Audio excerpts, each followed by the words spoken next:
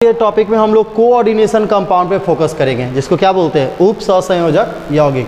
ठीक है, आप देखे होंगे क्वेश्चन बैंक में या प्रीवियस क्वेश्चंस में कि उप सहसंयोजक यौगिक से बहुत सारा क्वेश्चंस आता है ऑब्जेक्टिव में, आपको पहचानना होता है कौन क्या क्या है। तो पहले उसका इंट्रोडक्शन बताएंगे, उसके बाद हम लोग पढ़ेंगे कंपाउंड है क्या, उसका इंट्रोडक्शन, फिर हम लोग उसका ऑक्सीडेशन नंबर, इससे रिलेटेड भी क्वेश्चंस आते हैं। फिर आएगा EAN इफेक्टिव एटॉमिक नंबर, इसके बारे में हम लोग डिस्कशन करेंगे। और फाइनली हम लोग डिस्कशन करेंगे IUPAC से। IUPAC इनऑर्गेनिक का अलग है, ऑर्गेनिक का अलग है, तो इनऑर्गेनिक का IUPAC का टॉपिक हम लोग डिस्कशन करेंगे। तो ये 4 टॉपिक है। ठीक है, चलिए वीडियो स्टार्ट करते हैं। तो क्या होता है कोऑर्डिनेशन कंपाउंड, इस पर हम लोग डिस्कशन करते हैं। कोऑर्डिनेशन कंपाउंड होता है इस तरह का कंपाउंड आपको लिखा हुआ मिलेगा, ऐसा लिखा हुआ मिलेगा। ठीक है, जिसमें ये जो ब्रैकेट है इसका काफ़ी इंपॉर्टेंट है, इसको बोलते हैं कॉम्प्लेक्स स्फीयर, संकुल सत्ता बोलते हैं इसको। तो एग्जामिनेशन में इससे में पहचानना आएगा कि किसे क्या कहते हैं। तो मेन हमको फोकस करना है इस पर, इसको हम लोग क्या बोलते हैं, इसको हम लोग बोलते हैं कॉम्प्लेक्स स्फीयर, संकुल सत्ता। ठीक है, इसमें क्या होगा कि एक मेटल होगा, मेटल कौन सा, डी ब्लॉक एलिमेंट का मेटल होगा। तो मेटल का मतलब है कि इसका जो ऑक्सीडेशन नंबर होगा या तो पॉजिटिव होगा या तो न्यूट्रल होगा, निगेटिव नहीं होगा। और इसे जो अटैच ग्रुप ऑफ एटम है वो या तो निगेटिव होगा या तो न्यूट्रल होगा, यानी negative group of atom, positive group of atom इस कॉम्प्लेक्स स्फीयर में प्रेजेंट होंगे। ठीक है, इसके लेफ्ट साइड भी कोई मेटल होगा, ये एक्टिव मेटल होंगे। ठीक है, हो भी सकते हैं, नहीं भी हो सकते हैं। तो मेन कोऑर्डिनेशन कंपाउंड में हम लोग को फोकस करना है कि ये है क्या, कॉम्प्लेक्स स्फीयर। कॉम्प्लेक्स स्फीयर में होगा डी ब्लॉक एलिमेंट का मेटल होगा, किस ब्लॉक का, डी ब्लॉक का, जो इलेक्ट्रो पॉजिटिव होगा या न्यूट्रल कैरेक्टर का होगा। उसके साथ अटैच कौन होगा, निगेटिव ग्रुप ऑफ एटम, ये भी न्यूट्रल होगा या तो निगेटिव होगा, यानी उदासीन हो सकता है, माइनस हो सकता है, पर ये कभी भी प्लस नहीं होगा। ये जो मेटल है ये उदासीन हो सकता है, पॉजिटिव हो सकता है, पर कभी भी माइनस नहीं होगा। ठीक है, तो ये है कोऑर्डिनेशन कंपाउंड, इसको बोलते हैं कॉम्प्लेक्स स्फीयर। ये जो आपका निगेटिव ग्रुप ऑफ एटम है, ये negative group of atom, part by part इसको क्या कहते हैं, इन सबको ध्यान रखना है। ये इसको बोलते हैं इलेक्ट्रॉन डोनर स्पेसीज। ठीक है, इलेक्ट्रॉन दाता समूह इसको बोलते हैं। ठीक है, या इसका एक और नाम है, या इसको लीजेंड्स भी बोलते हैं। इसको क्या बोलते हैं, लीजेंड्स भी बोलते हैं। तो इलेक्ट्रॉन डोनर स्पेसीज क्या हो सकता है, माइनस हो सकता है या न्यूट्रल हो सकता है, ऋणात्मक या उदासीन हो सकता है। ये है आपका मेटल, डी ब्लॉक एलिमेंट का मेटल होगा, इसको बोलते हैं सेंट्रल एटम। इसको क्या बोलते हैं, सेंट्रल एटम्स,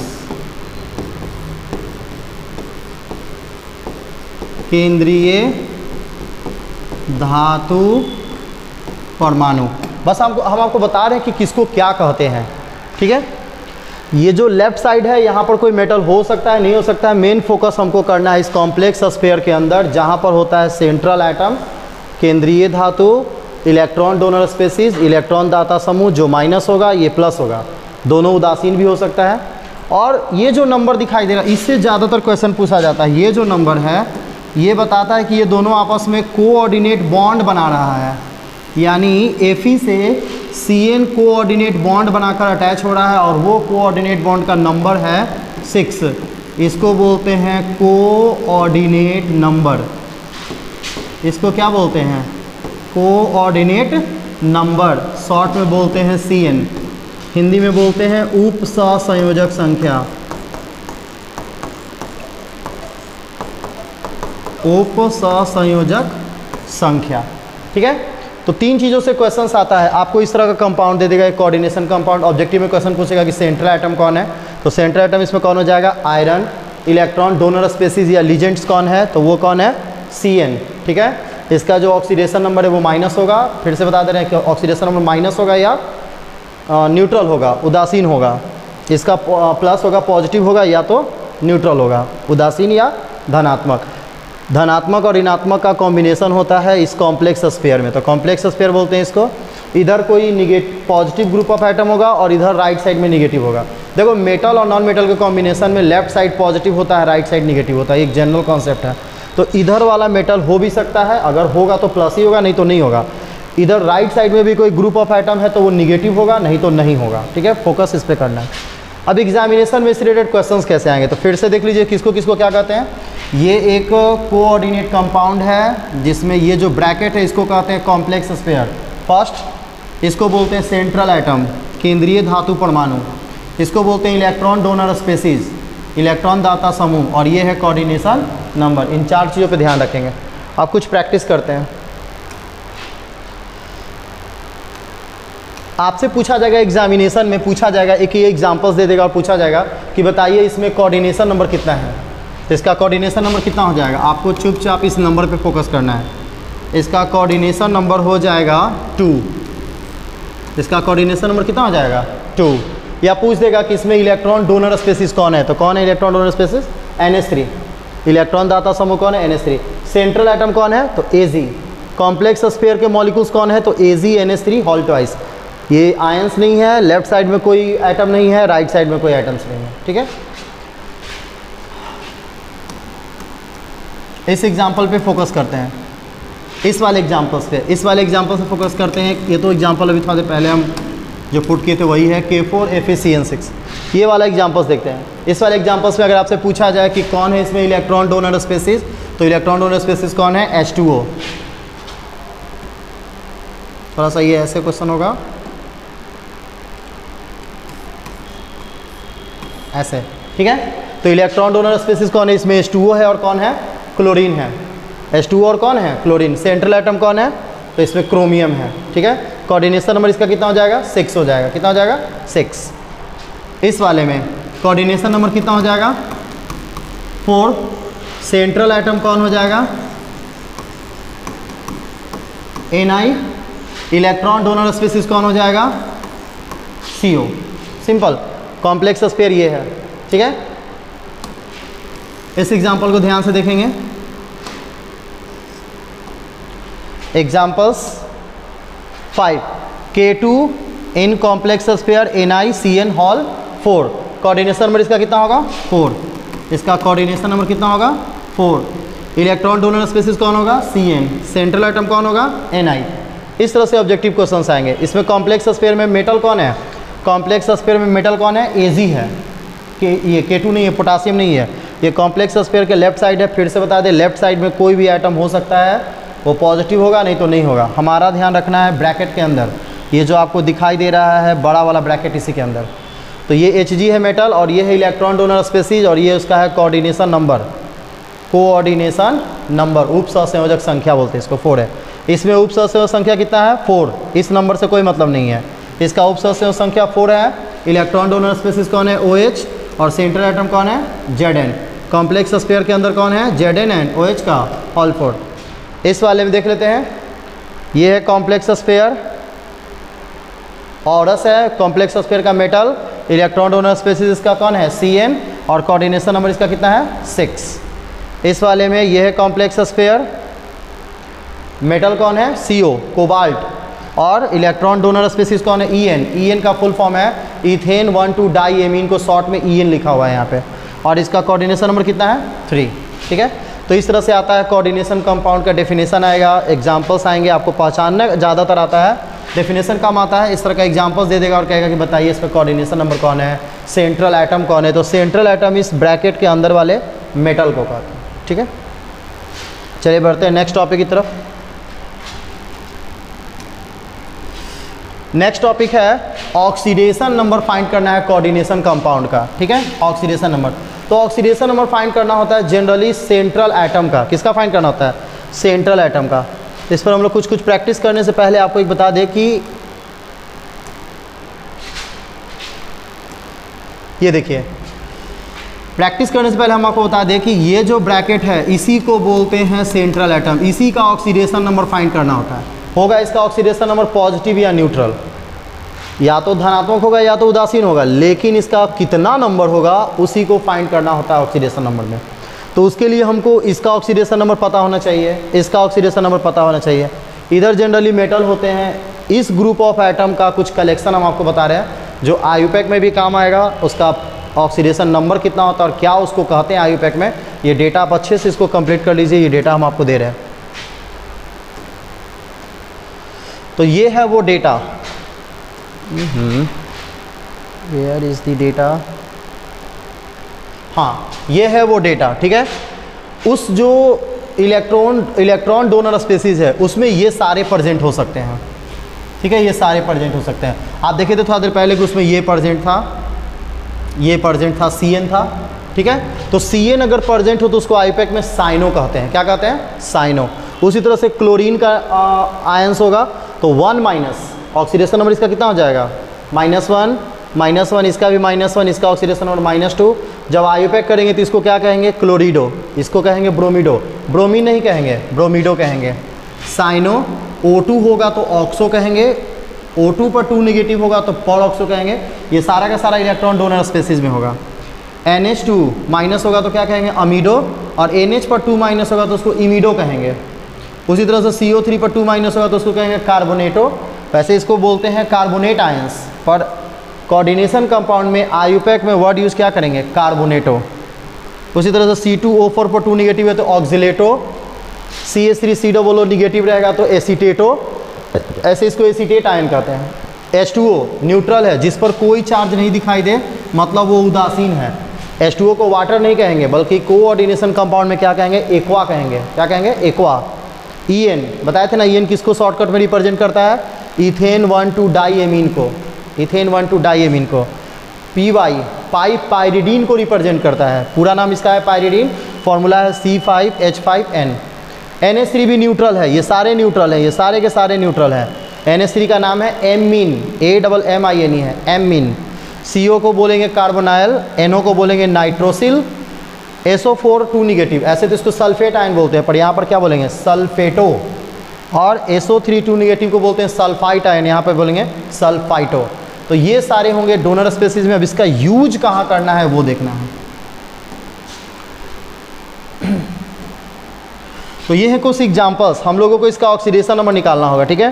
तो बारी बारी से ऑक्सीडेशन निकालते हैं। सबसे पहले फर्स्ट एग्जांपल का ऑक्सीडेशन नंबर निकालते हैं। AgNH3 का होल ट्वाइस पर कौन सा चार्ज है? प्लस, ठीक है। ऑक्सीडेशन नंबर निकालने के लिए बहुत आसान है। हम क्या करते हैं, जिसका निकालना होता है उसको क्या मान लेते हैं? X। हम बताए थे कि ऑक्सीडेशन नंबर किसका निकालते हैं? कॉम्प्लेक्स स्फीयर के अंदर जो मेटल होता है उसी का ऑक्सीडेशन नंबर पूरे कोऑर्डिनेशन कंपाउंड का ऑक्सीडेशन नंबर कहलाता है। तो ऑक्सीडेशन नंबर इसी का निकालना होता है, जो आएगा या तो, चूँकि मेटल है तो आएगा या तो पॉजिटिव या तो आएगा न्यूट्रल। तो इसको X मान लेते हैं। प्लस आप देखो तो NH3 का आप देखो तो क्या था?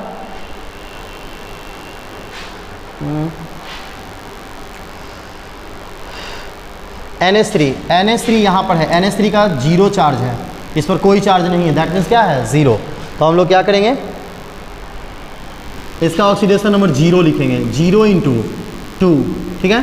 प्लस का मतलब होता है 1 इलेक्ट्रॉन का लॉस।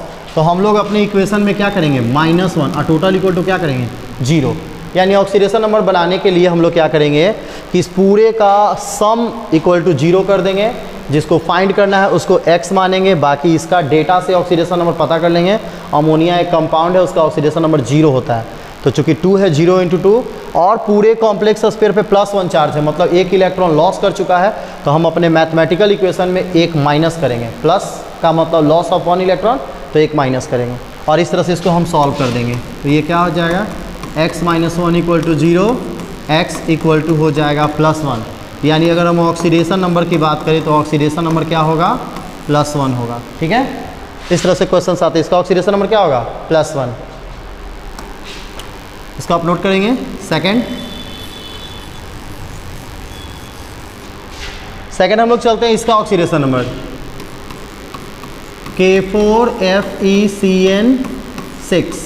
ये है कॉम्प्लेक्स स्फीयर, ठीक है। क्या करेंगे, कैसे ऑक्सीडेशन नंबर निकालेंगे? हम आपको बताए थे टोटल का सम इक्वल टू 0 कर देते हैं। तो पोटासियम है, बताए थे कॉम्प्लेक्स स्फीयर की इधर कोई मेटल ही होगा, और पोटासियम का ऑक्सीडेशन नंबर +1 होता है, तो ये हो जाएगा +1 × 4। आयरन का ऑक्सीडेशन नंबर चेंज होता रहेगा क्योंकि डी ब्लॉक एलिमेंट है ये, डी ब्लॉक में कुछ अनपेयर इलेक्ट्रॉन्स होते हैं जिसके कारण ऑक्सीडेशन नंबर इसका बदलते रहता है, वेरियस ऑक्सीडेशन नंबर शो करता है ये, इसीलिए इसका क्या कर लेंगे X। Cn का आप जाकर डेटा में देखोगे, Cn का ये देखो, Cn के पास -1 है, -1 का मतलब हो गया कि इस पर इसका ऑक्सीडेशन नंबर हम लोग -1 यूज करेंगे, तो यहाँ पर क्या लिखेंगे -1 × 6, कोई तरह का चार्ज नहीं है, टोटल इक्वल टू क्या कर देंगे 0, है ना आसान। फिर से देख लो, पोटासियम का +1 × 4, Fe का मानेंगे X, Cn का हो जाएगा -1 × 6 = 0। इसको सॉल्व करो, +1x - 6 = 0, then x will be +2, यानी इसका ऑक्सीडेशन नंबर कितना हो जाएगा, सेकेंड नंबर का ऑक्सीडेशन नंबर हो जाएगा +2। ये ऑक्सीडेशन नंबर बड़ा इंपॉर्टेंट है, ये IUPAC के समय भी आपको हेल्प करेगा। थर्ड देखते हैं, थर्ड हमारा है ये कॉम्प्लेक्स स्फीयर में क्रोमियम है, वाटर है और Cl2 है, कोई चार्ज नहीं है कॉम्प्लेक्स स्फीयर के बाहर। आपको करना कुछ नहीं है, ऑक्सीडेशन नंबर फाइंड करने के लिए क्या करना है हम बता दे रहे हैं। इसका x मान लेंगे प्लस वाटर का, अभी थोड़ा देर पहले आप देखे थे इस वाले में, सॉरी डेटा में कि 0 था, कंपाउंड है तो उसका क्या होगा 0 × हो जाएगा 4, और क्लोरीन का होता है -1 × 2 = 0, इसका मानेंगे x। वाटर का हो गया 0 × 4 चूँकि 4 मॉलिक्यूल्स है, और प्लस क्लोरीन का होता है -1 × 2 क्योंकि 2 मॉलिक्यूल्स = 0। कैसे पता चलेगा वाटर का 0 होता है, क्लोरीन का -1, तो ये देखो हम डेटा में लिख दिए हैं। वैसे आपको पता है कि वाटर एक कंपाउंड है, वाटर का चार्ज यहाँ पे नहीं है, दैट मीन्स 0। ये नेमिंग हम यूज करेंगे IUPAC में, फिलहाल अभी हमको सिर्फ इसका चार्ज से मतलब है, ठीक है। और क्लोरीन आप यहाँ देख लो -1 है, ठीक है।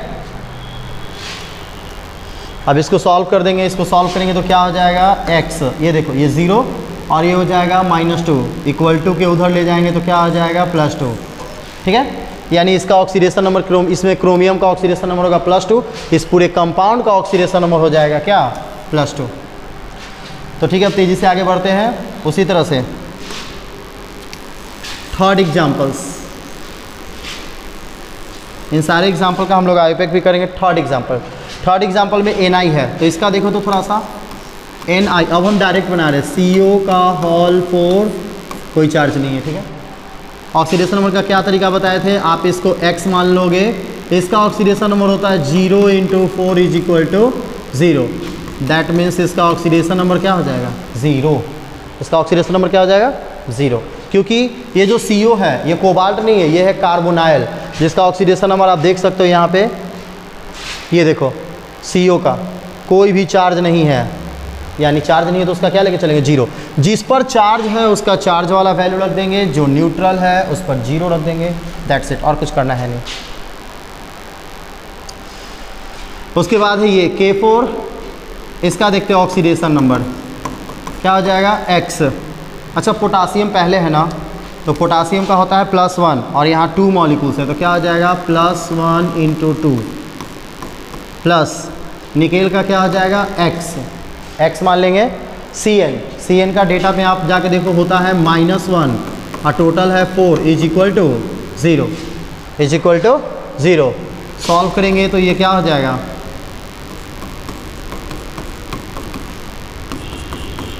x = हो जाएगा +2। हम क्या बोले थे कि इसमें सारे का ऑक्सीडेशन नंबर या तो पॉजिटिव आएगा या न्यूट्रल आएगा, क्योंकि सब में हम लोग सेंट्रल एटम का ही ऑक्सीडेशन नंबर निकालते हैं और सेंट्रल एटम में मेटल प्रेजेंट होता है डी ब्लॉक का, ठीक है।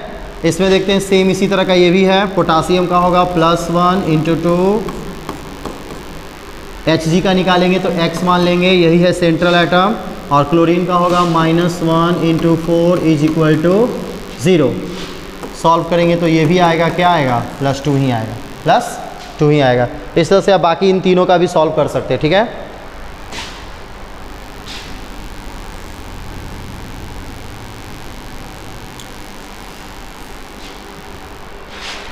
चलिए देख लेते हैं K4ZnOH का होल ट्वाइस, इसका भी देख लो। पोटासियम का होगा +1 × 2, Zn को क्या मानेंगे x OH, OH का होता है -1 into 4 is equal to 0। Solve करेंगे तो x इक्वल टू क्या आ जाएगा, इसका भी आएगा +2। अप्रॉक्स सबका x इक्वल टू +2 ही आ रहा है, पर ऐसा नहीं कि आप एग्जामिनेशन में तुक्का मार देना +2, आप सॉल्व करना है इसको, ठीक है। AuCN का 6 इस वाले में देख लेते हैं। Au है तो x से स्टार्ट करेंगे क्योंकि सेंट्रल एटम का ऑक्सीडेशन नंबर निकालना होता है। यहाँ पे कोई भी मेटल नहीं है तो यहीं से स्टार्ट करेंगे। x प्लस Cn का होगा -1 और Cn कितना है 6। यहाँ पर -1 है, -1 का मतलब होता है गेन ऑफ इलेक्ट्रॉन, यानी इलेक्ट्रॉन आया है। चूँकि 1 इलेक्ट्रॉन आया है तो हम अपने इक्वेशन में +1 करेंगे, यानी प्लस होगा तो माइनस करेंगे, माइनस होगा तो प्लस करेंगे। ये क्या हो जाएगा, ये x - 6 + 1 is equal to 0, x is equal to +5, x is equal to +5। तो इसका ऑक्सीडेशन नंबर कितना हो जाएगा, +5। इस वाले में देखते हैं CO है, En का होल ट्राइस है। यहाँ देख लेते हैं, यहाँ पर गैप है हमारे पास। CO कोबाल्ट क्या मानेंगे x प्लस En है इथेन 1,2 डाइएमीन, जो है इलेक्ट्रिकली न्यूट्रल, है इलेक्ट्रिकली क्या न्यूट्रल। ये देखो En पे कोई चार्ज नहीं है तो न्यूट्रल है, तो इसका वैल्यू फिर रखेंगे 0, यानी हम क्या रखेंगे यहाँ 0 इंटू कितना हो जाएगा 3 +3 है। +3 का मतलब हो गया लॉस ऑफ 3 इलेक्ट्रॉन, यानी 3 इलेक्ट्रॉन गया होगा। तो हम अपने इक्वेशन में क्या करेंगे, -3 कर देंगे इज इक्वल टू 0। बस हो गया solve, +-3 is equal to 0, then x equal to क्या हो जाएगा +3। तो इस तरह से आप सभी का ऑक्सीडेशन नंबर आप आराम से फाइंड आउट कर सकते हैं। एग्जामिनेशन में ऑब्जेक्टिव क्वेश्चन आएगा oxidation number of any one of this, ठीक है। चलते हैं हम लोग नेक्स्ट टॉपिक की तरफ। फाइंड आउट करने के लिए ही आएगा, डेफिनेशन नहीं आएगा, फाइंड आउट करने के लिए आएगा, ऑब्जेक्टिव में आएगा। तो आज आप सोच रहे होंगे कि सर हर चीज़ का डेफिनेशन क्यों नहीं लिखवा रहे हैं, coordination compound, what is coordination compound, किसे कहते हैं, नहीं लिखवा रहे हैं, how to find oxidation number, ये सब नहीं आएगा, आपको सिर्फ नंबर पिक करना आएगा। नेक्स्ट टॉपिक है हमारा EAN, इफेक्टिव एटॉमिक नंबर, ठीक है। आप इसको नोट करेंगे, ठीक है। अब हम लोग फोकस करेंगे EAN, इससे रिलेटेड क्वेश्चंस आता है, इससे रिलेटेड 2 तरह के क्वेश्चंस आता है। एक आएगा कि EAN नंबर बताइए, what is EAN number, effective atomic number, प्रभावी परमाणु क्रमांक। एक ये आएगा कि कंपाउंड स्टेबल है कि नहीं, यानी आपको समझ में आ गया होगा। EAN वो नंबर है जिससे पता चलता है कि कोऑर्डिनेशन कंपाउंड स्टेबल है कि नहीं। अगर EAN नंबर किसी नोबेल एलिमेंट के एटॉमिक मास से मैच कर जाए तो हमारा कोऑर्डिनेशन कंपाउंड क्या है, स्टेबल है, ठीक है। तो देखते हैं कैसे फाइंड आउट करते हैं। तो सबसे पहले हम लोग पता करेंगे EAN नंबर होता क्या है।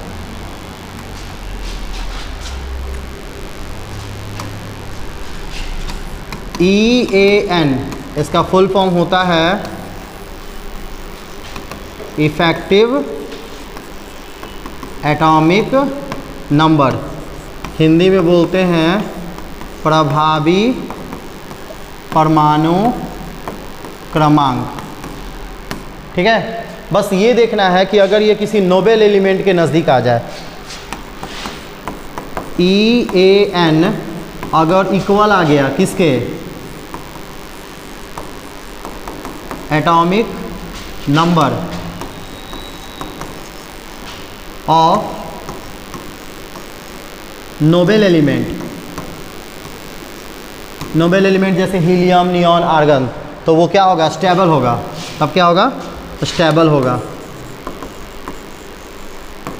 अस्थाई होगा। क्या होगा, अस्थाई होगा। कब अस्थाई होगा, जब किसी नोबेल तत्व के परमाणु संख्या के बराबर होगा, ठीक है, तब वो क्या होगा, अस्थाई होगा। तो सबसे पहली बात कि EAN फाइंड कैसे करते हैं, तो EAN का फॉर्मूला होता है Z। EAN का फॉर्मूला होता है, wait, Z minus oxidation number plus 2 into coordination number. Z minus oxidation number plus 2 into coordination number, ये होता है EAN का फॉर्मूला, ठीक है। तो ध्यान रखना EN आपसे दो तरह से क्वेश्चन पूछेगा, डायरेक्ट पूछेगा EN फाइंड कीजिए, या फिर कहेगा कि कोऑर्डिनेशन कंपाउंड स्टेबल है कि अनस्टेबल। तो कैसे पता चलेगा? अगर वो नंबर नोबेल तत्व के परमाणु संख्या के बराबर आ गया तो स्टेबल है, नहीं तो अनस्टेबल है। चलिए प्रैक्टिस करते हैं। तो ये कुछ एग्जांपल्स हैं, आप इसी का EN फाइंड कर लो। तो EN का तरीका क्या बताए थे हम? अभी बताए थे, क्या बताए थे?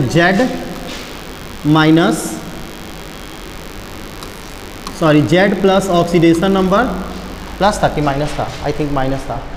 Z माइनस ऑक्सीडेशन नंबर, थोड़ा सा रिवीजन नहीं है, देख लेते हैं एक बार। Z minus oxidation number plus 2 into coordination number, ये मेन फॉर्मूला है।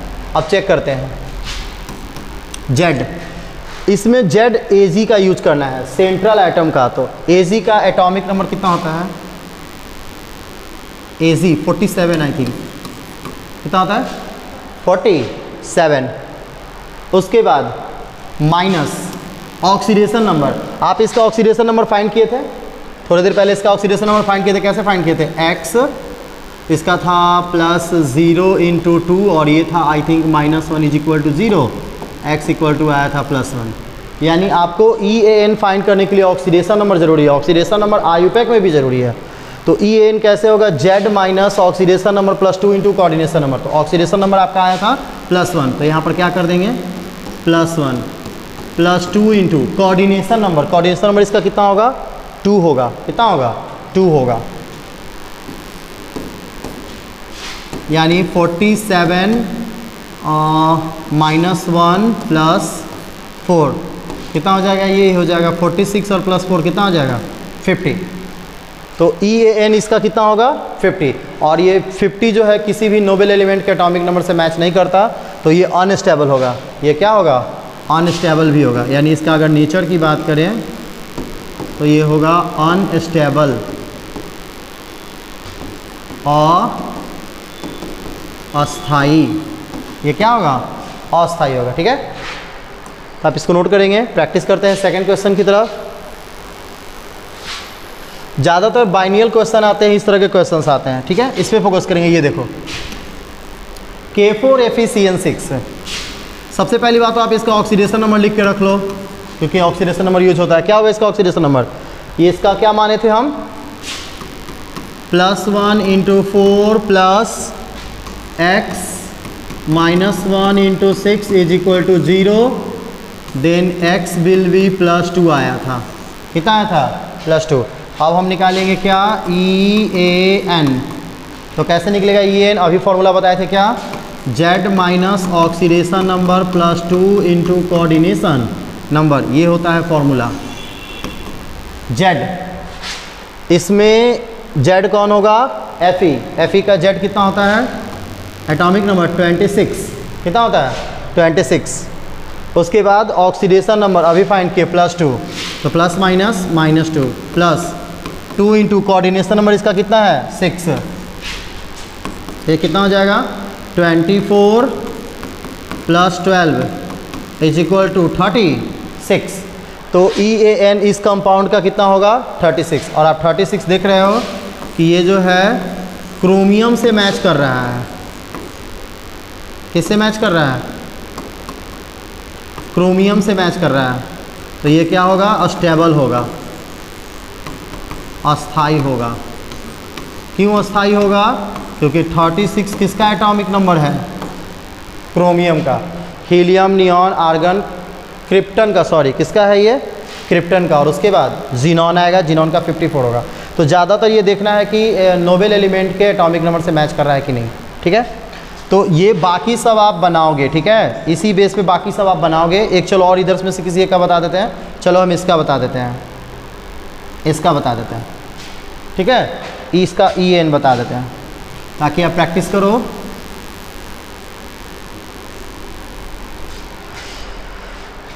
K2ZnOH हॉल 4, ये है K2ZnOH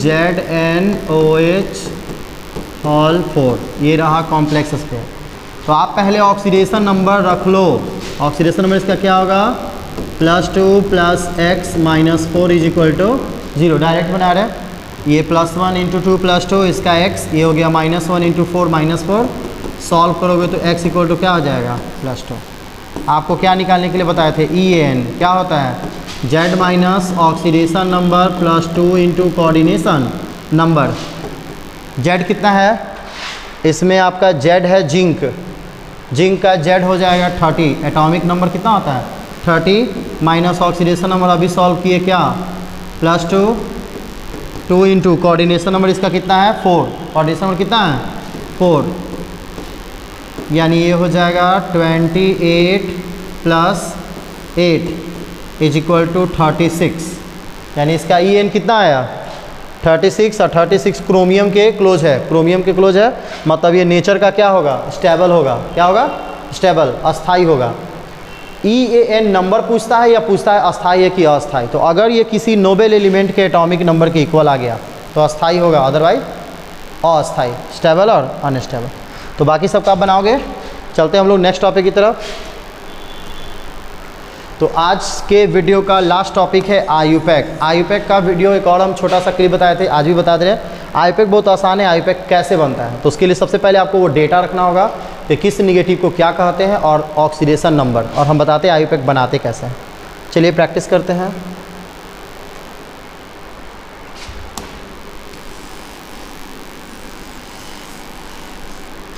एक फर्स्ट का IUPAC हम आपको बताते हैं, सारा का सारा क्लियर हो जाएगा।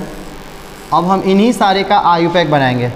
तो फर्स्ट हमारा है AgNH3 का होल ट्वाइस और ये हो गया प्लस, ठीक है। हम आपको क्या बोले थे कि पहले तो आप ऑक्सीडेशन नंबर रख लो, बहुत काम का चीज़ है। इसका ऑक्सीडेशन नंबर कितना आया था +1, ठीक है। अब IUPAC कैसे बनाएंगे, तो IUPAC इसका बनाना बहुत आसान है। हम लोग देखो क्या करते हैं, कॉम्प्लेक्स स्फीयर को टारगेट करते हैं, इसके लेफ्ट साइड में मेटल होगा, राइट साइड में कोई निगेटिव ग्रुप ऑफ एटम होगा। Negative group of atom left side right side और positive group of atom left side, ये है कॉम्प्लेक्स स्फीयर। तो हम लोग क्या करते हैं, अगर इधर कोई ग्रुप ऑफ एटम है तो उसको पहले लिख देते हैं, और इधर कोई ग्रुप ऑफ एटम है तो उसको सबसे लास्ट में लिखते हैं। ये तो रह गया जनरल सी बात। बीच वाले में क्या करते हैं, हम लोग राइट से लेफ्ट चलते हैं। राइट से क्या करते हैं लेफ्ट, यानी कॉम्प्लेक्स स्फीयर में जो भी मॉलिक्यूल्स है उसमें हम लोग राइट से लेफ्ट की तरफ लिखते हैं।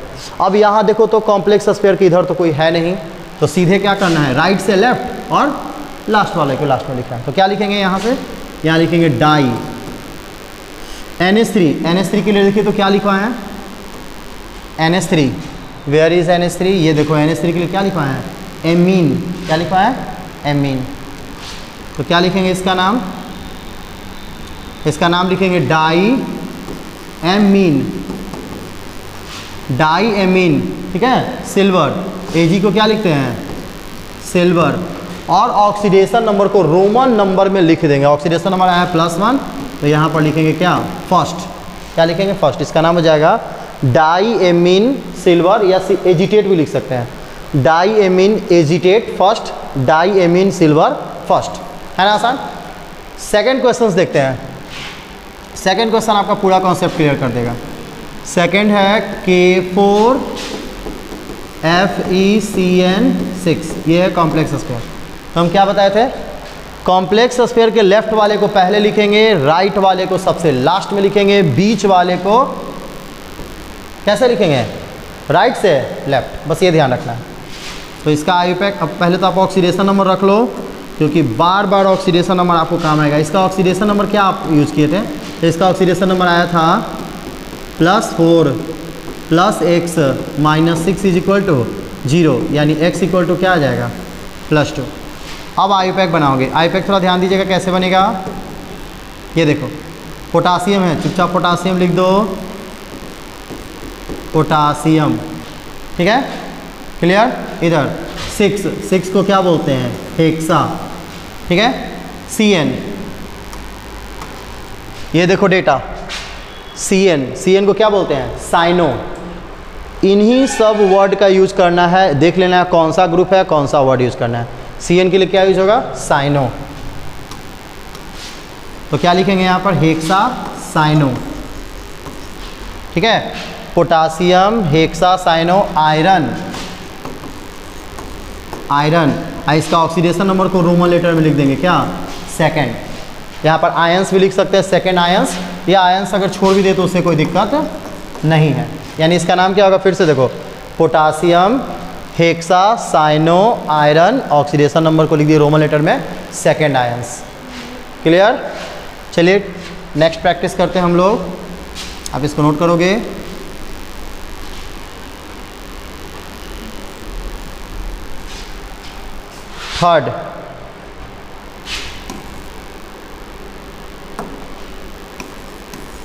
थर्ड ये है क्रोमियम है, H2O का 4 है, Cl2 है, और कोई भी कॉम्प्लेक्स स्फीयर के बाहर कोई भी नहीं है। ठीक है, बहुत आसान है। देखो क्या करना है, सबसे पहले तो आप ऑक्सीडेशन नंबर लिख लो, क्योंकि ऑक्सीडेशन में बहुत काम की चीज़ है। X न्यूट्रल -1/2, दैट मीन्स आप देखोगे इसका ऑक्सीडेशन नंबर +2 आएगा। IUPAC क्या बताए थे, कॉम्प्लेक्स स्फीयर के कोई रहे पहले उसको लिखना है, यहाँ कोई नहीं है, इसमें तो चलना है कहाँ, राइट से लेफ्ट। लेकिन यहाँ पर क्या है कि दो डिफरेंट लीजेंड्स हैं, डोनर स्पेसिस है। जब भी डिफरेंट हो तो अल्फ़ाबेटिकल में यूज करेंगे, मतलब डाइक्लोरिडो C से स्टार्ट होता है और टेट्रा एक्वा A से स्टार्ट होता है। तो पहले अल्फ़ाबेट में A आता है तो आपको लिखना है ऐसे ही है, पर अल्फ़ाबेट में अरेंज कर दें। तो ये क्या हो जाएगा, यहाँ से स्टार्ट करेंगे, ये हो जाएगा tetra aqua, tetra aqua di chlorido, इसको एक्वा कहते हैं, इसको क्लोरिडो कहते हैं। ठीक है, टेट्रा एक्वा डाई क्लोरिडो, और इसको आप बोलोगे क्रोमियम, क्रोमियम सेकेंड आयन। ठीक है, यहाँ पर कोई भी ग्रुप ऑफ मॉलिक्यूल्स नहीं है, अगर मॉलिक्यूल्स होता तो हम फिर आयंस की जगह उसका नाम लिख देते हैं। ठीक है, तो ये tetra aqua di chlorido chromium second ion. तो ऑक्सीडेशन नंबर को क्या करना है, रोमन लेटर में लिख देना है। तो बाकी ये जितने भी एग्जाम्पल्स है आप इस बेसिस पे बनाओगे। ठीक है, ये आपकी प्रैक्टिस के लिए है, आप इसको बनाओगे, कमेंट सेशन में इन सब का नाम लिखोगे, और किसी तरह का कोई और प्रॉब्लम हो तो हमको बताओगे। तो क्रैश कोर्स में आज के वीडियो में इतना ही, नेक्स्ट वीडियो में मिलते हैं, तब तक के लिए सबको हैव अ नाइस डे।